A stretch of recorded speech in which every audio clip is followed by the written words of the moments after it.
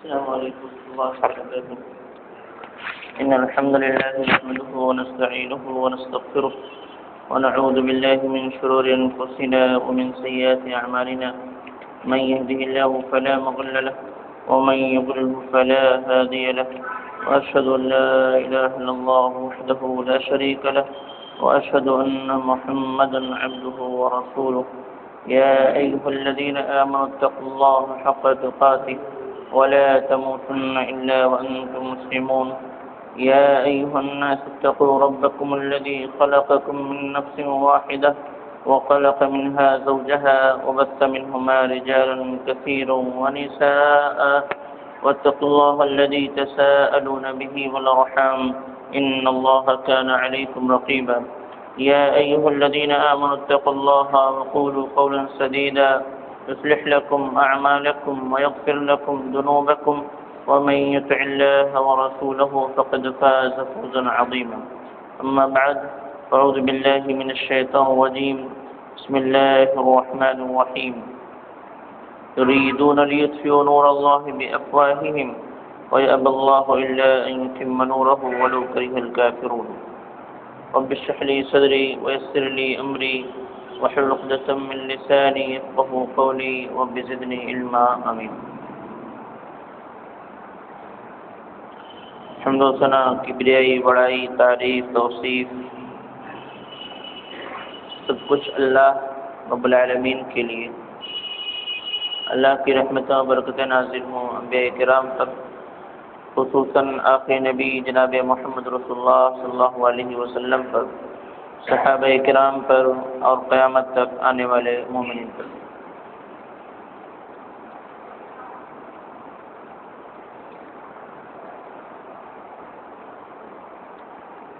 حضرات گرامی،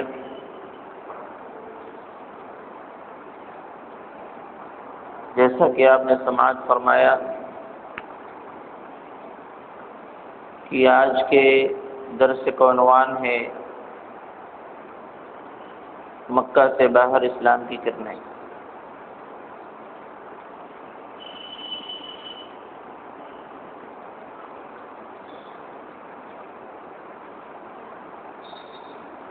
جب کسی جگہ پر کسی نعمت کی قدر نہیں کی جاتی تو اللہ تعالی اس نعمت کو اٹھا کر کے دوسروں کے حوالے کر دیتا ہے، کیونکہ اللہ رب العالمین کا وعدہ ہے کہ اگر نعمت کی قدر ہوئی، شکر گزاری ہوئی تو ہم اس کو بڑھاتے رہیں گے، اور اگر ناشکری ہوئی، نعمت کی قدر نہ ہوئی تو وہ نعمت چھن جاتی ہے اور اس کے بدلے میں اللہ کا عذاب آ جاتا ہے. لَإِن شَكَرْتُمْ لَأَزِيدَنَّكُمْ وَلَئِن كَفَرْتُمْ إِنَّ عَذَابِي لَشَدِيدٌ. اللہ فرماتا ہے کہ اگر تم شکر گزاری کرو گے تو ہم ضرور بھی ضرور بڑھا کے دیں گے، اور اگر وَلَئِن كَفَرْتُمْ تم نے ناشکری کی تو ان عذابی لشدید، میرا عذاب یقیناً بہت سخت ہے. کہ اللہ رب العالمین نے ایک اصول بیان کر دیا، ایک ضابطہ بیان کر دیا. نعمت کوئی بھی ہو، انسان کے اپنے جسم سے متعلق ہو، امن و امان سے متعلق ہو، تجارت سے متعلق ہو، سیاست سے متعلق ہو، دین و ایمان سے اس کا تعلق ہو، اگر اس نعمت کی قدر نہ ہوئی تو اللہ تعالیٰ اس نعمت کو چھین لیتا ہے اور کسی اور کے حوالے کر دیتا ہے. اسلام دنیا کی سب سے بڑی نعمت ہے اور اس کا اعتراف سب لوگ کرتے ہیں. کفار مکہ نے اس نعمت کی قدر نہیں کی، اس کو جھٹلایا، نبی کو جھٹلایا، تو اللہ تعالیٰ نے دوسرا راستہ دکھلا دیا کہ تم قبول نہیں کرتے نہ کرو، لیکن کچھ لوگ ایسے ضرور ہوں گے جو دور دراز سے آ کے اس کو قبول بھی کریں گے، اس کی حمایت بھی کریں گے، باقی آگے چل کر کے وہی اس کو سنبھالنے والے ہو جائیں گے۔ اللہ کے نبی صلی اللہ علیہ وسلم ہر سال حج کے موقع پر قبائل کے سامنے جاتے اور فردن بھی ملاقات کرتے تھے، یعنی آپ موقع کی طاق میں رہا کرتے تھے کہ کہاں کس کو سمجھانے کا موقع مل جائے اس کو سمجھا دیا جائے۔ کبھی آپ دن کے وقت میں نکلتے تو کبھی رات کی تاریکی میں نکلتے، کبھی پورے مجمع میں بولتے، کبھی تنہائی میں جا کے بولتے، کہ کس طریقے سے لوگ اسلام کو مان لیں اور اس کے حمایتی بن جائیں، کیونکہ حمایتی بنانا بہت ضروری تھا۔ مکہ کے جو حالات تھے، اب یہاں زیادہ خیر کی امید نہیں تھی، یہ سوچ بنی، اللہ کا حکم بھی ہوا کہ یہاں سے کہیں اور چلا جائے، اور اسی حمایت کی تلاش میں نبی کریم صلی اللہ علیہ وسلم طائف بھی گئے تھے، جس کا واقعہ آپ نے سنا کہ وہاں کے لوگوں نے کیا جواب دیا۔ تو اللہ کے نبی صلی اللہ علیہ وسلم جاتے حج کے موقع پر، ایک قبیلہ ادھر ٹھہرا ہوا ہے، ایک قبیلہ ادھر ٹھہرا ہوا ہے، کچھ لوگ ادھر گھوم رہے ہیں، جہاں موقع ملتا وہاں دعوت دیتے، اپنے آپ کو پیش کرتے اور فرماتے هل من رجل يحملني الى قومي، کہ کیا تم میں سے کوئی ایسا آدمی ہے جو مجھے اپنی قوم کی طرف لے جائے، اپنی سرزمین پہ لے جائے۔ فإن قریشا منعونی، اس لیے کہ قریش نے مجھ کو روک دیا کہ ان ابلغ کلام ربی، کہ میں اپنے رب کے کلام کے متعلق بات کر سکوں، لوگوں تک پہنچا سکوں، اس سے قریش کے لوگوں نے روک دیا ہے۔ تو کیا تم میں سے کوئی شخص ہے جو مجھ کو اپنی قوم کی طرف لے جائے اور وہاں میں اللہ کے کلام کو دوسروں تک پہنچا سکوں؟ کبھی فرماتے وَيَا بَنِي فُلَانٍ، یعنی قبیلے کا نام لیتے آئے، بنی فلاں، انی رسول اللہ علیکم، میں تم تمام کی طرف اللہ کا رسول ہوں، یأمرکم ان تعبدوہ ولا تشرکوا بہ شیئا، اور تم کو میں حکم دیتا ہوں کہ ایک اللہ کی عبادت کرو، اس کے ساتھ کسی کو شریک نہ کرو، ان تؤمنوا بی، مجھ پر ایمان لاؤ، وتصدقونی، میری تصدیق کرو، وتمنعونی حتی ابین عن اللہ ما بعثنی بہ، اور میری حمایت کرو، میری حفاظت کرو، یہاں تک کہ میں اللہ رب العالمین کا جو کلام ہے، جو فرمان ہے، جس کو دے کر مجھے بھیجا گیا ہے، اس کو دوسروں تک پہنچا سکوں۔ اللہ کے نبی صلی اللہ علیہ وسلم دین اسلام کو پھیلانے کے لیے قوم کے پاس، قبیلے کے پاس، فرد کے پاس جا کر کے حمایت مانگ رہے ہیں۔ حمایت کوئی دے دے، یہ اس وقت ہو سکتا ہے جب کوئی حمایتی نہ بچے تو کسی اور کے سامنے جا کے ہاتھ پھیلایا جاتا ہے۔ اسلام کی تبلیغ کے لیے، اس کو پھیلانے کے لیے، اس کی نشر و اشاعت کے لیے، اللہ کے کلام کو دوسروں تک پہنچانے کے لیے اللہ کے نبی صلی اللہ علیہ وسلم نے حمایت کی بھیک مانگی کہ کوئی ہے جو مجھ کو لے چلے۔ اپنی قوم کی طرف، اور وہاں سے میں پھر اللہ کے کلام کو پیش کر سکوں، کیونکہ قریش نے مکہ کے اندر مجھے اللہ کے کلام کو پیش کرنے سے منع کر دیا۔ تو یہ اللہ کے نبی صلی اللہ علیہ وسلم کا طریقہ ہر موسم حج پر تھا۔ جب بھی موسم حج آتا، اور اس زمانے میں بھی حج ہوتا تھا، حج ہمیشہ ہوا ہے، جب بھی حج کا موسم آتا تب آپ کا یہ عمل ہوا کرتا تھا۔ اور اگر پتہ چلتا کہ کوئی آدمی عمرہ کے لیے آیا ہوا ہے تو اس کا بھی پیچھا کرتے، اس تک بھی اپنی دعوت پہنچا دیا کرتے تھے۔ یہ اللہ کے نبی صلی اللہ علیہ وسلم کی فکر تھی، سوچ تھی، ایک جذبہ تھا، ایک جنون تھا کہ اللہ کا پیغام اللہ کے بندوں تک پہنچ جائے۔ قریشی مانے نہ مانے، کم از کم کوئی اور مان لے، اس امید کے ساتھ اللہ کے نبی صلی اللہ علیہ وسلم ہر شخص کے پاس جایا کرتے تھے۔ ایک طرف نبی کا کردار یہ، اور دوسری طرف آپ کا ایک چچا ابو لہب، جیسے اللہ کے نبی صلی اللہ علیہ وسلم چلتے، پیچھے پیچھے یہ بھی چلتا۔ اور اس کے بعد جب نبی کریم صلی اللہ علیہ وسلم اپنی گفتگو ختم کرتے تو فوراً کہتا کہ لوگوں، یہ شخص جس دعوت کی طرف تم کو بلا رہا ہے، جس چیز کی طرف تم کو بلا رہا ہے، اس سے کیا ہوگا؟ تمہارے اختلافات بڑھ جائیں گے، تمہارا قبیلہ بڑھ جائے گا، تمہارا خاندان بڑھ جائے گا، بھائی بھائی نہیں رہ جائے گا، بیٹا باپ نہیں رہ جائیں گے، سب کے درمیان اختلاف ہو جائے گا، لہذا اس کی بات نہ ماننا۔ یہ کون؟ ابو لہب کیا کرتا تھا؟ ایک ہی خاندان کے ہیں، اور یہ کارروائی ہو رہی ہے، ایک طرف حق کو پیش کیا جاتا ہے اور اسی میں سے دوسرا اٹھتا ہے جو حق کی مخالفت کرتا ہے۔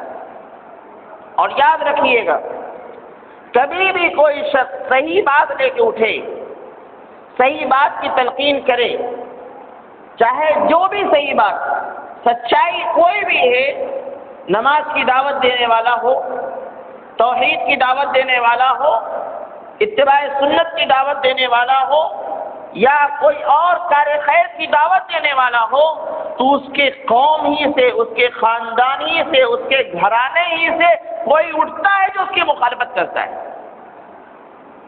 اور آج بھی یہی صورتحال ہے کہ کوئی شخص اٹھا اور لوگوں کو بتانا شروع کیا کہ لوگوں، ایک اللہ کی بات اور رسول کی بات ماننی چاہیے، ان سے جن کی باتیں ٹکرا جائیں ان کو چھوڑ دینا چاہیے۔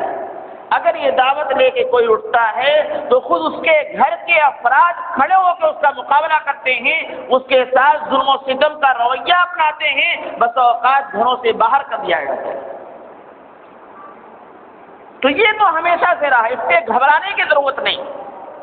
جب نبی کے ساتھ یہ معاملہ ہوا کہ نبی کے خاندان سے آدمی اٹھے اور مخالفت کی، جبکہ نبی جیسی دعوت کوئی پیش نہیں کر سکتا، نبی جیسی بات کوئی نہیں کر سکتا، ان کے جیسے اچھے انداز میں اپنی گفتگو کو کوئی نہیں رکھ سکتا، اس کے باوجود ان کے مخالف ہوئے، تو آج اگر ہم کوئی دعوت پیش کرتے ہیں تو ضرور بھی ضرور ہمارے مخالف ہوں گے۔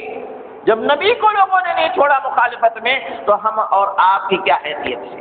تو یہ ہمیشہ ذہن میں رہنا چاہیے کہ اگر آپ حق کی دعوت کو لے کے اٹھیں گے، سچی بات لوگوں کے سامنے بیان کریں گے، ایک اچھی بات رکھنا چاہیں گے، تو خاندان کے افراد ہی اٹھ کے مخالفت بھی کریں گے۔ لیکن یہ بھی بات ہے کہ خاندان کے افراد مخالفت کرتے ہیں، دوسری خاندان سے چند لوگ ایسے بھی اٹھتے ہیں جو حمایت کرتے ہیں، اور اللہ کے نبی صلی اللہ علیہ وسلم کی حمایت آپ کے خاندان کے سب سے پہلے جنہوں نے کیا، حضرت علی رضی اللہ تعالیٰ عنہ، اور ان کے والد گھر کے اسلام قبول نہیں کیا ابو طالب، لیکن حمایت تھی۔ تو یہ تو ہمیشہ رہے گا، حق کی دعوت پیش کریں گے تو خاندان کے افراد ہی اٹھیں گے، کچھ مخالفت کریں گے، کچھ حمایت کریں گے، لیکن سچائی غالب آتی ہے، حق غالب آتا ہے، جو صحیح بات ہے وہ غالب آ کے رہتا ہے۔ تو اللہ کے نبی صلی اللہ علیہ وسلم کا یہ معمول تھا کہ آپ لوگوں کو دعوت دیا کرتے تھے، اور اتنے فکر مند کہ لوگوں کے پاس جا جا کے حمایت مانگتے تھے کہ مجھے کوئی حمایت دے دے، مجھے کوئی پناہ دے دے، کوئی اپنے یہاں لے جائے، تاکہ میں اللہ کے کلام کو اللہ کے بندوں تک پہنچا سکوں۔ لیکن کسی قبیلے نے، بہت سارے قبیلے آئے لیکن کسی قبیلے نے اسلام کو قبول نہیں کیا۔ عجیب عجیب ان کے جواب ہوا کرتے تھے۔ ایک شخص تھا بنو عامر کے قبیلے کا، اس نے کہا کہ اگر قریش کے اس نوجوان کو میں لے لوں، تو اللہ کے نبی صلی اللہ علیہ وسلم نے دعوت پیش کی تو انہوں نے کہا کہ اگر قریش کے اس نوجوان کے اللہ کے نبی کو اگر میں لے لوں تو سارے عرب کو میں کھا جاؤں گا، یعنی ان کی وجہ سے سارے عرب پر میں غالب آ جاؤں گا۔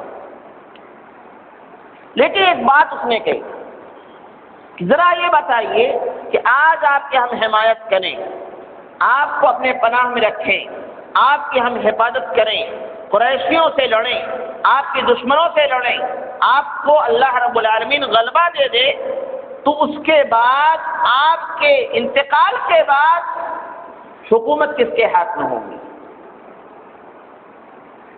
یعنی آج ہم آپ کا ساتھ دیتے ہیں، لڑائی کرتے ہیں، آپ کی حفاظت کرتے ہیں، آپ کو موقع فراہم کرتے ہیں کہ اللہ کی دعوت کو عام کیجیے، اللہ آپ کو غلبہ دے دے، دشمن آپ کے ہار جائیں، حکومت آپ کے ہاتھ میں آ جائے، تو جب تک زندہ ہے تو آپ حاکم ہیں، لیکن جب حکومت آپ کا انتقال ہو جائے تو پھر حکومت کس کے ہاتھ میں ہوگی؟ اللہ کے نبی صلی اللہ علیہ وسلم نے فرمایا یہ حکومت اللہ کے ہاتھ میں ہے، جہاں چاہے گا وہاں رکھ دے گا، جس قبیلے میں چاہے گا اس قبیلے میں حکومت دے دے گا، یہ ہمارے اور آپ کے اختیار میں نہیں۔ اتنا قریب آنے کے باوجود، سب کچھ ماننے کے باوجود اس نے کہا اس کا مطلب یہ ہوا کہ ہم اپنے آپ کو آپ کے لیے قربان کریں اور پھر معاملہ بعد میں جب حکومت کا ہے تو کسی اور کے حوالے کر دیا جائے۔ بہرحال وہ معاملہ وہیں کا رہ گیا اور لوگوں نے انکار کر دیا، تو کوئی قبیلہ اسلام قبول نہیں کیا۔ جتنے قبیلوں پہ آپ نے پیش کیا موسم حج کے درمیان کسی نے قبول نہیں کیا۔ ہاں چند افراد ایسے تھے جن کو اللہ رب العالمین نے ہدایت نصیب فرمائی، اور مکہ سے باہر جن لوگوں نے اسلام قبول کیا ان میں سب سے پہلے لوگوں میں ان کا شمار ہوگا۔ مکہ میں بہت سارے لوگ اسلام قبول کر لیے تھے، لیکن مکہ سے باہر ابھی اسلام کسی نے قبول نہیں کیا تھا۔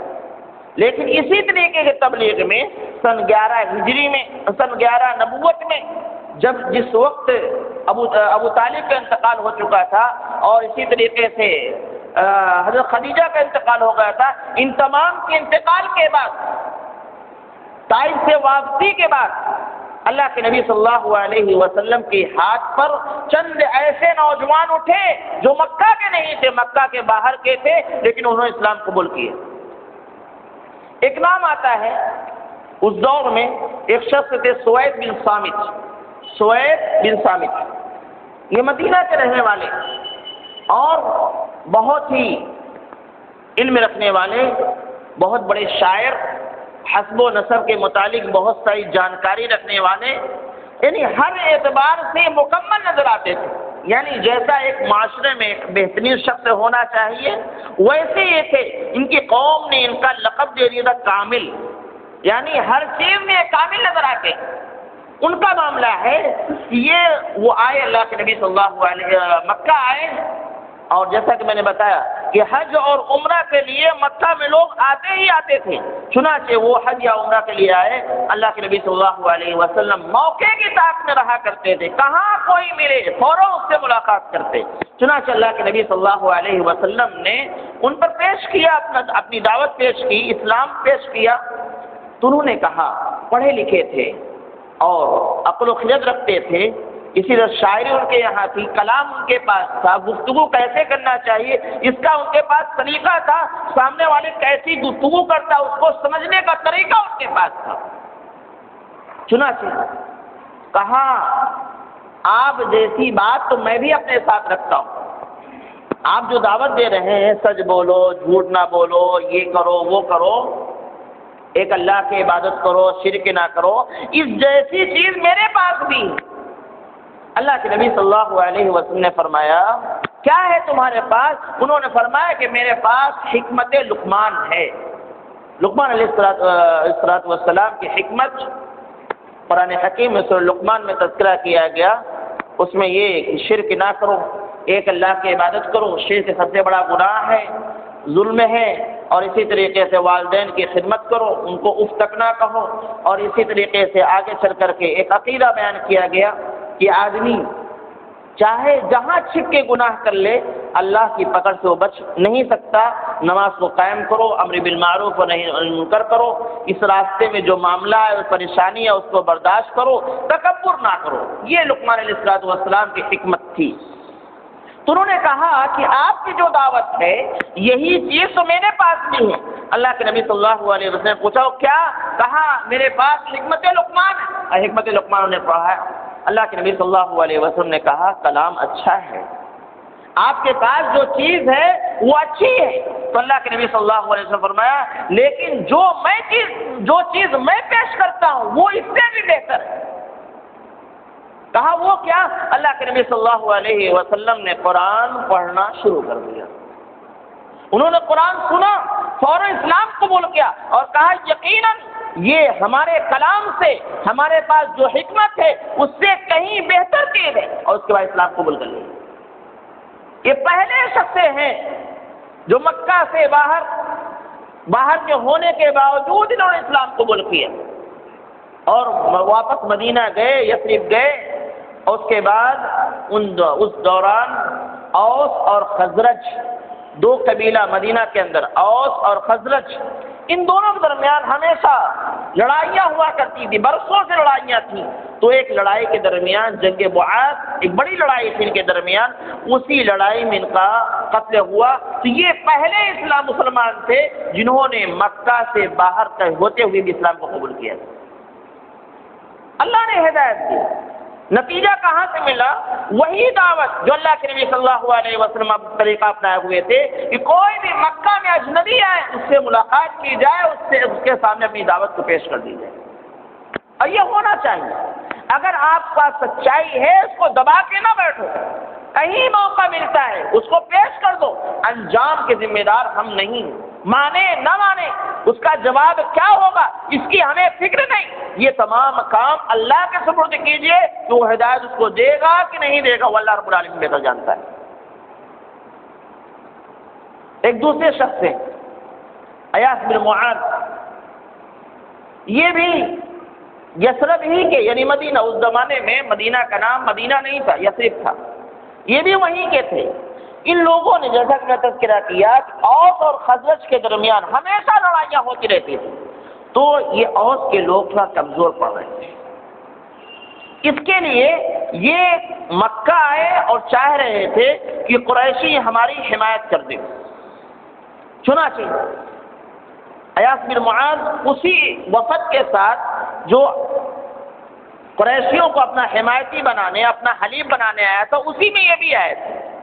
اللہ کے نبی صلی اللہ علیہ وسلم کو پتہ چلا کہ ایک وفد مدینہ سے آیا ہوا، یثرب سے گئے اور کہا یہ بتائیے کہ اگر جس مقصد کے تحت تم آئے ہو اس سے بہتر چیز میں تمہارے سامنے پیش کر دوں تو کیا تم مانو گے؟ جب اس طرح کی بات ہوتی ہے، ہم ایک مقصد کے تحت آئے ہیں، اس سے بہتر چیز ہم کو ملے تو ضرور آدمی کہے گا کیا ہے۔ تو اللہ کے نبی صلی اللہ علیہ وسلم نے ان کے سامنے اسلام کو رکھا، اسلام کی سچائی کو رکھا کہ ایک اللہ کی عبادت کرو، اللہ کے علاوہ کسی اور کی عبادت نہ کرو، شرک نہ کرو، مجھ پر ایمان لاؤ، اللہ رب العالمین نے مجھ کو رسول بنایا ہے۔ یہ اللہ کے نبی صلی اللہ علیہ وسلم نے دعوت پیش کی۔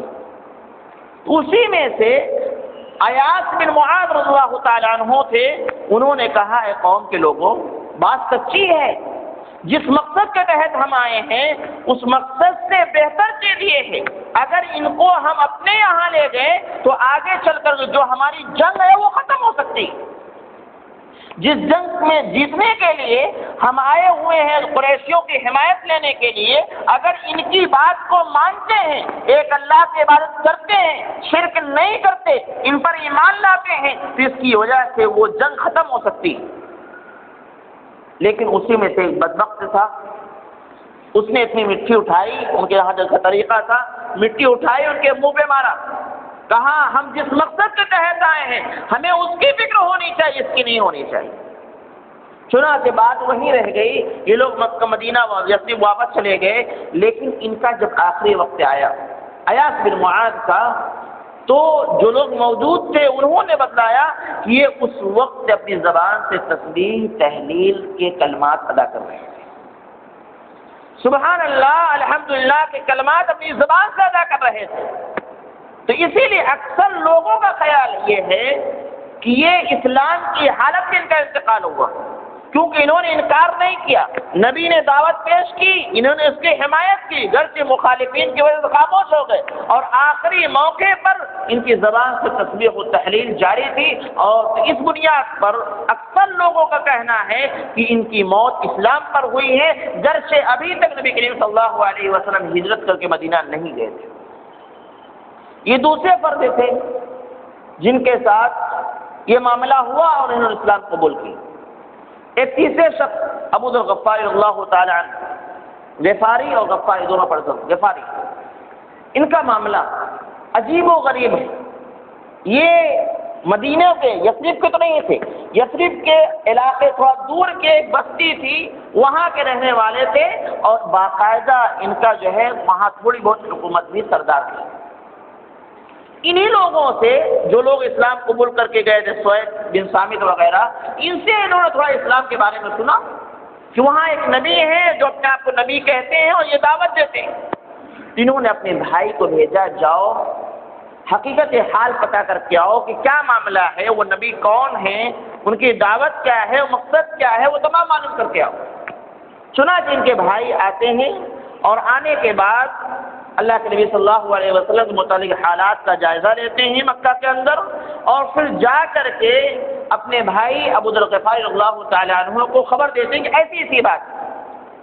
سب سننے کے بعد وہ کہتے ہیں کہ میں تمہارے جواب سے مجھے تسلی نہیں ہوئی، لہذا میں خود جاتا ہوں اور اس صورتحال کا میں خود معائنہ کرتا ہوں، اس دعوت کو میں خود دیکھتا ہوں کیا ہے۔ چنانچہ کہتے ہیں کہ میں نے اپنا توشہ ووشہ تیار کیا، ڈنڈا ونڈا لے لیا اور چل دیا، جیسا کوئی زمانے میں رواج تھا سفر کا، اسی حالت میں چل پڑے۔ آئے مکہ آئے۔ اب وہاں آ کر کے ان کا کہنا ہے کہ میں مناسب نہیں سمجھ رہا تھا کہ اس شخص کے بارے میں کسی سے پوچھوں، اور میں نبی کریم صلی اللہ علیہ وسلم کو پہچانتا بھی نہیں، تو کیا کرتا کہ حرم میں آ کر کے وہیں رہتا، زمزم کا پانی پیتا اور پڑا رہتا۔ زمزم کے پانی میں اللہ رب العالمین نے غذائیت بھی دی ہے اور سیرابی بھی دی۔ چنانچہ فرماتے ہیں کہ میں اس حرم میں آ کر کے زمزم کا پانی پی پی کر کے پڑا رہتا تھا۔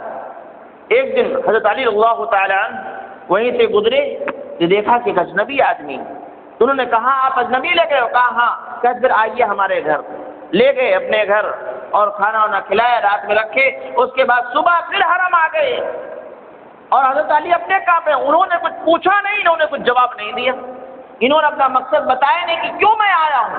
حضرت علی نے بھی پوچھنا مناسب نہیں سمجھا اجنبی آدمی کسی مقصد کے تحت آیا ہوا ہوگا، ہمارا کام یہ ہے کہ اس کی اضافت کر دی جائے۔ دوسرے دن پھر بھی وہی شام کے وقت حضرت علی گزرے اور دیکھتے ہیں کہ وہ ابھی وہی آدمی ابھی بھی لیٹے ہوئے ہیں، تو انہوں نے کہا کہ شاید آپ کو ابھی اپنا ٹھکانہ نہیں ملا، جس مقصد کے تحت آئے ہیں وہ مقصد آپ کا حاصل نہیں ہوا۔ کہا ہاں۔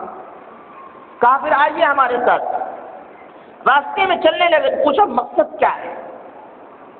تو انہوں نے مقصد بدلایا کہ میں نے سنا ہے کہ مکہ میں ایک نبی، ایک شخص ہے جو اپنے آپ کو نبی ہونے کا دعویٰ کرتے ہیں اور ایسی ایسی تعلیم دیتے ہیں، میں انہی کی تلاش میں آیا ہوں، لیکن یاد رکھیے اس بات کو راز ہی رکھیے گا، کسی ذکر مت کیجیے گا۔ حضرت علی نے کہا کہ تم صحیح جگہ پہ پہنچے ہو اور صحیح شخص سے تمہاری ملاقات ہوئی ہے، میں بھی وہیں کا قصد کر رہا ہوں جہاں کا تم قصد کر رہے ہو۔ کہا جہاں اب میرے ساتھ پیچھے پیچھے آؤ، جہاں میں جاؤں گا وہیں تم بھی چلے جانا، اور ہاں اگر راستے میں کسی شخص سے مجھے کچھ خطرہ محسوس ہوا تو میں ایک کام کروں گا کہ راستے کے کنارے ہو کر کے ایسا کھڑے ہو جاؤں گا گویا کہ میں اپنی جوتی ووتی صحیح کر رہا ہوں، تم سمجھ جانا خطرہ ہے، اس میں رکنا نہیں، سیدھا چلے جانا۔ یہ ایک تدبیر ان کے سامنے رکھی تاکہ خطرے سے بچا جا سکے۔ چنانچہ فرماتے ہیں کہ ایسا کوئی خطرہ تو نہ ملا، حضرت علی آگے آگے چلتے گئے، میں پیچھے پیچھے چلتا گیا، یہاں تک کہ میں اللہ کے نبی صلی اللہ علیہ وسلم کے سامنے جا کے بیٹھ گیا، اور پھر اللہ کے نبی صلی اللہ علیہ وسلم سے اپنا مدعا ذکر کیا کہ میں اس مقصد کے تحت آیا۔ اللہ کے نبی صلی اللہ علیہ وسلم نے ان پر اسلام کو پیش کیا، اسلام کی دعوت کو بتلائی، سب کچھ سننے کے بعد فوراً انہوں نے اسلام قبول کیا اور کلمہ شہادت پڑھ کر کے اسلام کے اظہار کر دیا۔ اللہ کے نبی صلی اللہ علیہ وسلم فرمایا کہ دیکھو ابھی اپنے ایمان کو، اپنے اسلام کو راز میں رکھو۔ انہوں نے کہا یہ ہو ہی نہیں سکتا کہ حق ہمارے ہاتھ میں آ جائے اور اس کو ابھی راز میں رکھا جائے، یہ میں نہیں کروں گا، اور مانے نہیں۔ صبح حرم میں پہنچے، قریش کے لوگ موجود تھے، ان کے سامنے کھڑے ہو کر کے ان کو پکار کر کے ان کو چیلنج کر کے کہا اشہد ان لا الہ الا اللہ واشہد ان محمد عبدہ ورسولہ۔ اتنا سننا تھا، سارے قریشی اٹھے اور اتنا مارے ادھورے ہو گئے۔ اتنے میں حضرت عباس رضی اللہ تعالی عنہ جو اسلام قبول نہیں کیے تھے وہ آئے، دیکھے یہ حالت، ان کو بچایا اور پہچانا کہ یہ تو قبیلے غفار کے رہنے والے ہیں، ان سے ان کا تعلق ہے۔ تو قریشیوں کو ڈانٹا اور کہا کہ کن کے ساتھ تم یہ معاملہ کر رہے ہو؟ قبیلے غفار کے آدمی کے ساتھ یہ معاملہ ہے، اور تم جانتے ہو کہ تمہاری تجارت کا راستہ اسی طرف سے ہے، اگر ان کو کچھ ہو گیا تو تمہارے تجارت کے راستے بند ہو جائیں گے۔ چنانچہ قریشی مان گئے۔ دوسرے دن پھر کھڑے ہوئے اور پھر اعلان کیا اشہد ان لا الہ الا اللہ وان محمد رسول اللہ، اور وہی عالم تھا، پھر ویسے ٹوٹے، پھر مارے، پھر حضرت عباس اللہ تعالیٰ عنہ نے ہی آ کر بچایا اور وہی چیز ان کو ڈرائی کہ کس کے ساتھ یہ معاملہ کر رہا ہے۔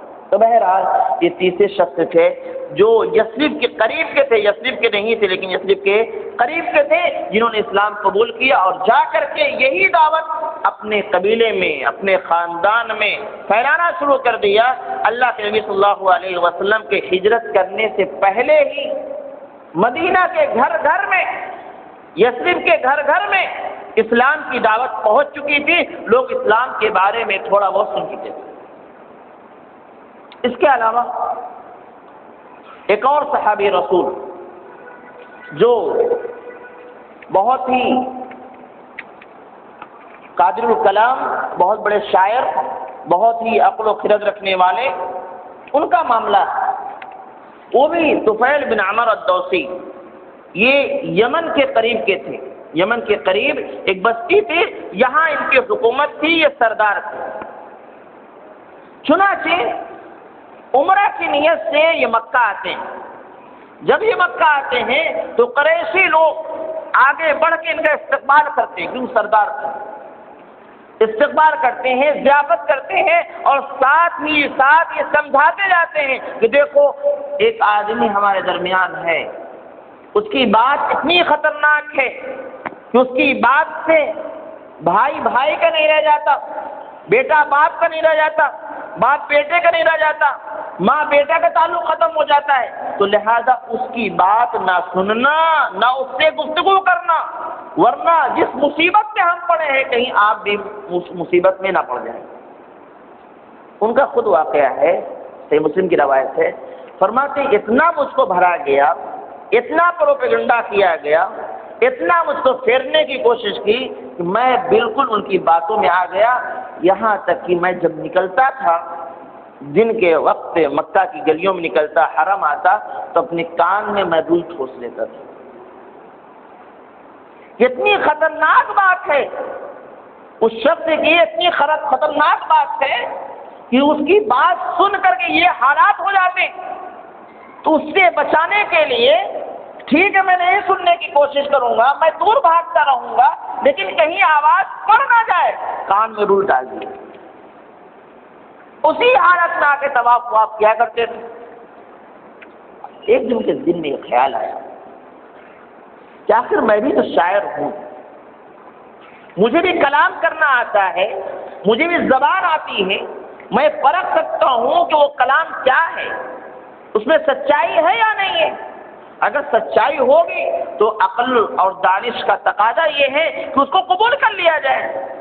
یعنی ایک عقل مند آدمی کا ایک تقاضا یہ ہے کہ اگر وہ بات سچی ہے تو اس کو قبول کر لو اور غلط ہے تو چھوڑ دو. اس میں کیا کون سی بات ہے کہ نہ سنا جائے. آخر ہم نے بہت سارے کاہنوں کی بات سنی ہے, بہت سارے شاعروں کی بات سنی ہے, بہت سارے نجومیوں کی بات سنی ہے. ان کی باتوں کو سن کے ہم پرکھ سکتے ہیں تو ان کی بات میں ہوگی تو ویسے ہی ہوگی. جادوگروں کی بات ہو سکتی ہے تو ہم پرکھ لیں گے, اگر صحیح ہوگا تو اس کو ماننا چاہیے, کیونکہ ایک عقل مند آدمی اچھی چیزوں کو اپنا لیتا ہے, اور اگر غلط ہے تو چھوڑ دیں گے. چنانچہ کہتے ہیں کہ بس ایسے ہی میں تھا, اللہ کے نبی صلی اللہ علیہ وسلم حرم میں تھے اور قرآن کریم پڑھ رہے تھے. کہ بس تھوڑی سی آواز میرے کان میں پڑی اور پھر میں نے لگا لیا. تھوڑی سی آواز میرے کان میں آئی قرآن کی اور پھر میں نے لگا لیا.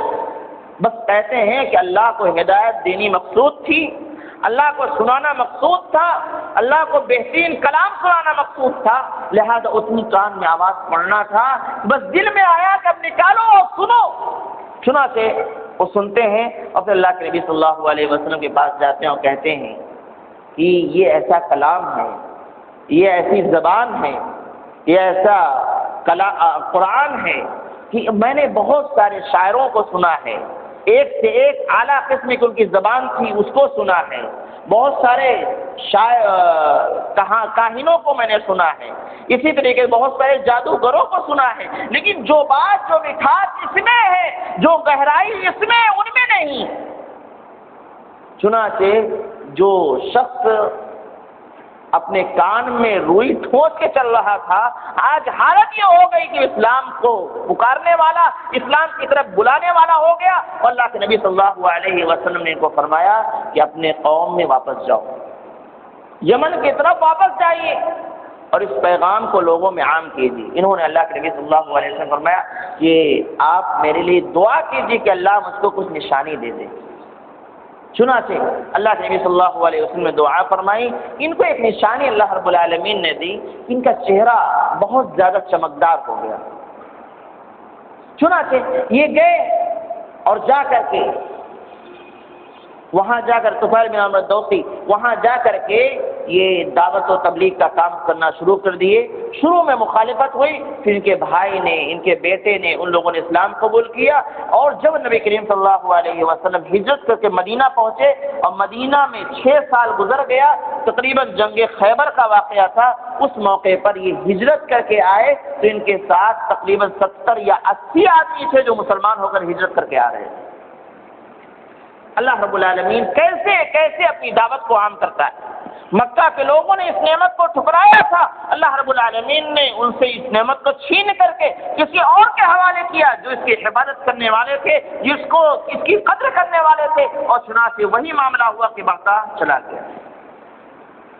ایک اور تھے صحابی رسول, ان کا نام تھا ضماد ازدی. یہ جھاڑ پھونک کیا کرتے تھے, کسی کو بس جن ہے وہ اتارا کرتے تھے, جادو اتارا کرتے ہی کیا کرتے تھے.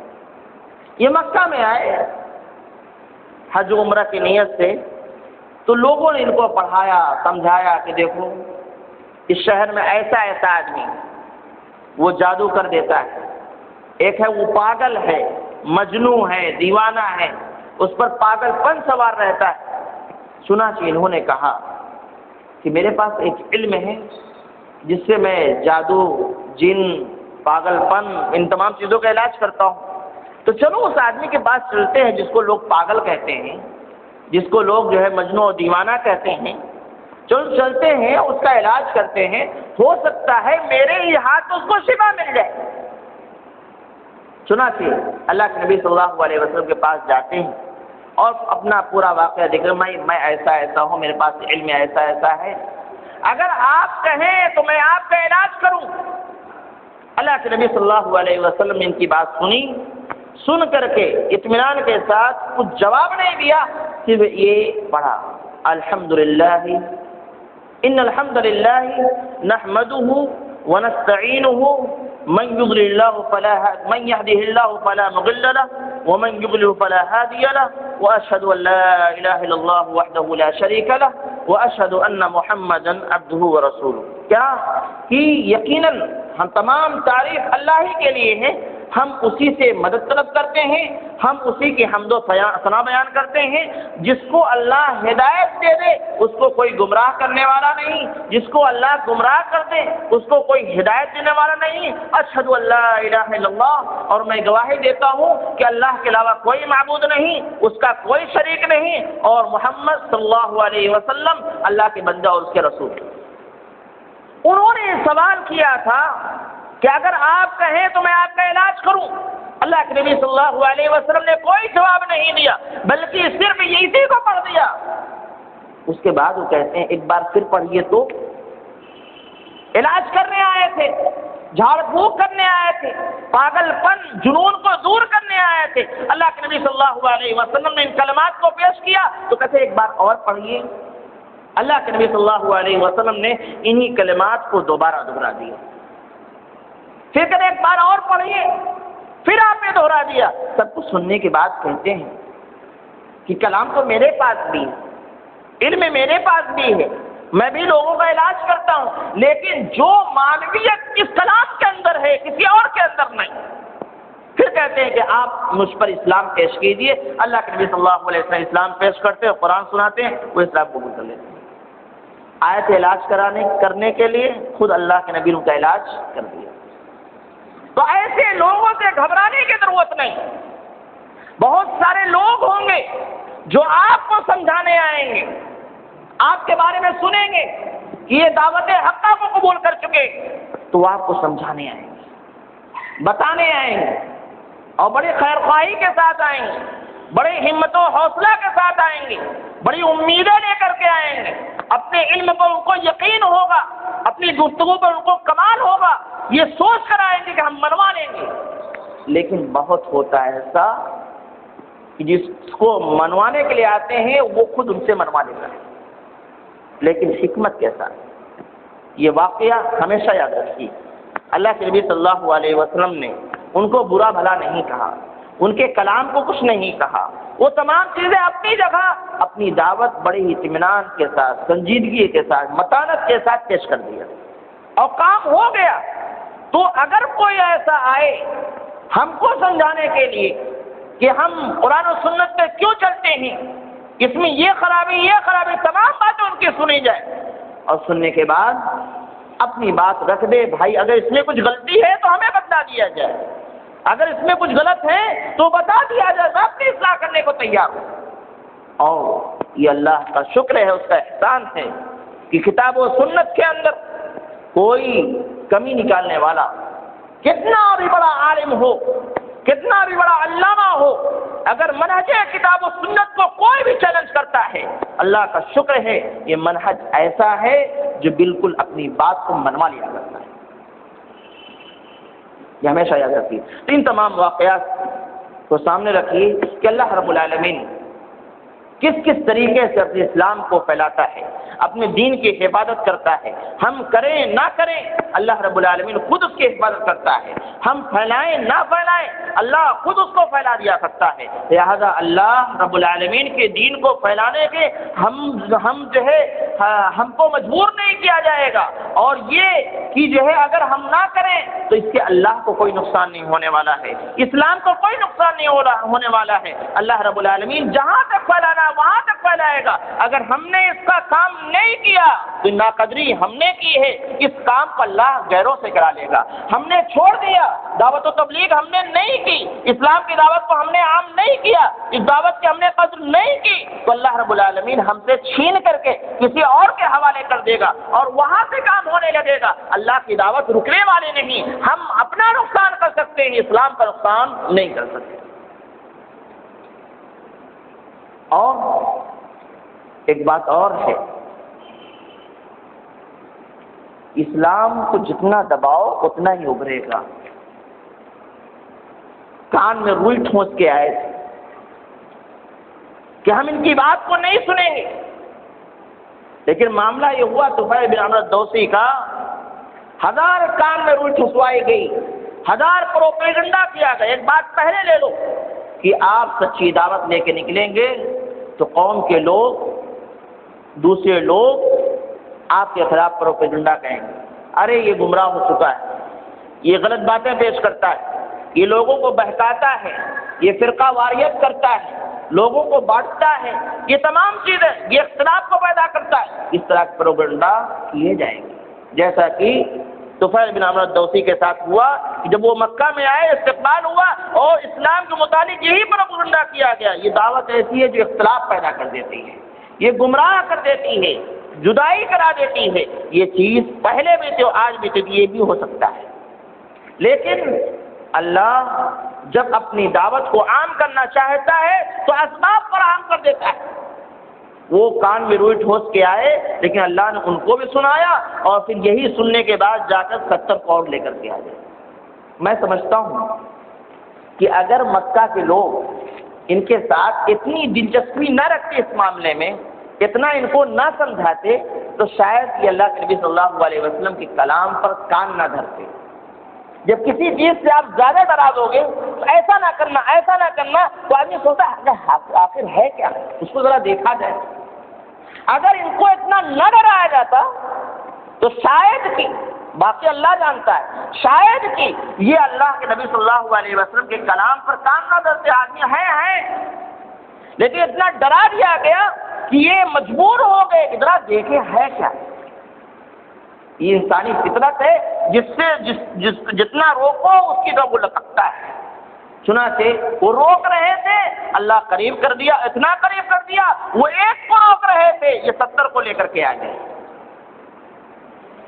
اور اسی طریقے سے بھائیوں، سچائی یہ ہے کہ اگر ہم اس دعوت کو لے کر کے نہیں نکلے، اپنے گھروں میں اس کو عام نہیں کیا، لوگوں کو نہیں بتایا، اسلام کی دعوت کو، اسلام کی تعلیمات کو، اسلام کے احکامات کو، اس کو لوگوں کے سامنے نہیں رکھا، تو یہ جان لیجئے نقصان اسلام کا نہیں، نقصان اللہ کا نہیں، نقصان اللہ کے رسول کا نہیں، نقصان ہمارا ہے اور آپ کا ہے۔ لہذا ہم تمام کو اپنی اصلاح کرنی چاہیے اور سوچنا چاہیے کہ اللہ رب العالمین نے ہمیں جن مقاصد کے پیش نظر ہمیں بھیجا ہے، دنیا میں پیدا کیا ہے، اس مقصد پر نگاہ رکھنی چاہیے۔ ابھی ہم لوگ قربانی کریں گے، بہت سارے مقاصد ہیں، یقیناً ہمارا جذبہ نیک ہوگا، صالح ہوگا، اللہ کو راضی کرنے والے ہوں گے، لیکن قربانی صرف جانور کی قربانی نہیں، بلکہ اسلام جو قربانی ہم سے چاہتا ہے، اسلام کی سچی دعوت جو ہم سے قربانی چاہتی ہے کہ پہلے اپنے آپ کو ذرا اصلاح کریں، اپنے آپ کی قربانی دیں، بہت سارے اپنے اخلاق کی قربانی دیں، جو بگڑے ہوئے اخلاق ہم نے اپنا رکھے ہیں اس کی قربانی دیں، اور اس کے بعد دوسروں تک پہنچیں، لوگوں کی بات سننی پڑے سنیں، یہ تمام چیزیں قربانی ہیں۔ اللہ سے دعا کہ نہ عمل کی توفیق دے، الہ میں ہم تمام کو کتاب و سنت اور عمل پیرا بنا، الہ میں ہمیں علم حاصل کرنے والا بنا، الہ العالمین نبی کی سیرت کو اپنانے والا بنا، آمین رب العالمین۔ السلام اللہ وبرکاتہ۔